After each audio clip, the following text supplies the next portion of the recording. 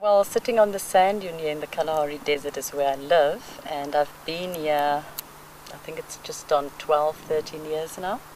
The beginning times when I got here, it was always just feeling sorry for the people known as Bushmen or sand today, politically correct, because they just seem so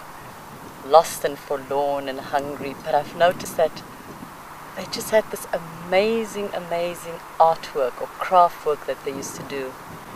And I used to just started buying up so that they could at least get some sustenance and exchange food for money for them to get whatever they needed. And over the years,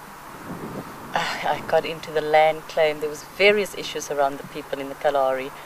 but I just stuck to believing that the one way for the people to find what it is that they would like to do and not be bombarded with development that's outcome based and have to have somebody's report creamed out in another city, was that through the art, which is a natural thing, they could really find their own dignity. And at that time, my late husband Vetkat had just done some art, and it was Mary's actual response to it that led to an exhibition, and that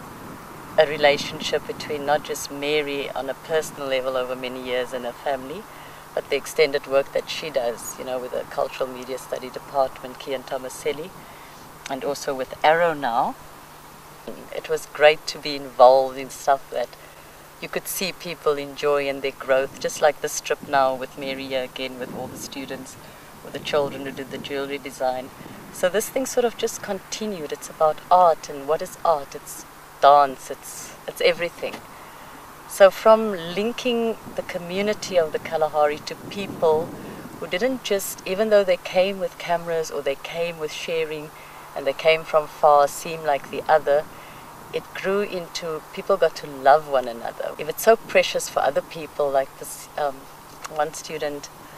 from the South Roots group, she said it so beautifully, is that we seem like we come with everything, but what's here, there's so much wisdom in this community and other avenues of enrichment that's lacking in their lives in the cities, and through that growth and exchange. And so I think in the extended relationship, which is,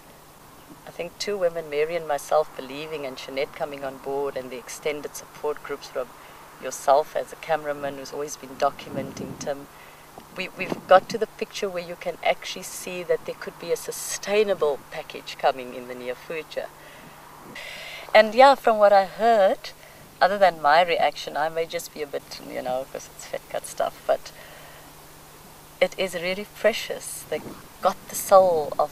their souls and the desert soul, and somebody who passed away and left us all this heritage. They brought it together in such unique pieces. And from what I hear, the response of the other people, like Isak, who's a crafter in the Kalahari, and Silikat, and then we saw the art, it just means there's a little bit of joy and hope, because why can't they do it, They could also link with the students that maybe Vetkat is paving a way for the future at the end of the day, which was his big dream, that, there would be something for the children. That's beautiful, And in a balance, he always said we need to take the old and we need to take the West, the new, and bring it together, because no bushman can actually just go back and hunt and gather. So where else can they find a bit of sustainability but through art and craft and blending it with Western teaching,